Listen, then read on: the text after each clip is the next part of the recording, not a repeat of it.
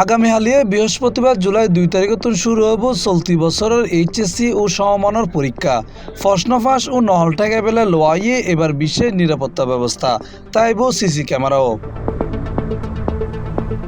চট্টগ্রাম শিক্ষা বোর্ডত এবার এইচএসসি পরীক্ষায় অংশ লব 283 কলেজের 99,648 জন শিক্ষার্থী।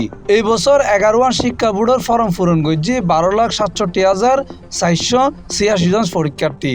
সবচেয়ে বেশি পরীক্ষার্থী ঢাকা বোর্ডত। এই বোর্ডত 310 খান কেন্দ্রত এইচএসসি পরীক্ষা দিব 3,93,000। দেশের 2,697 কেন্দ্রত বইব শিক্ষার্থী হল।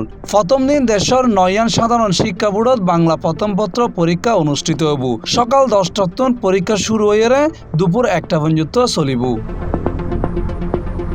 পরীক্ষার্থীসকলের 30 মিনিট আগে কেন্দ্রত প্রবেশ করি পেলে হয়।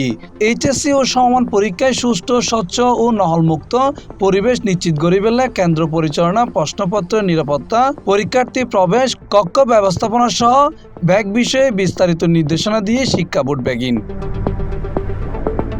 এই বছর এইচএসসি লিখিত পরীক্ষা চলিব 2 জুলাই 8 আগস্ট পর্যন্ত। এরপর 15 আগস্টের মধ্যে ব্যবহারিক পরীক্ষা শেষ হব। C+ TV, Chittagong.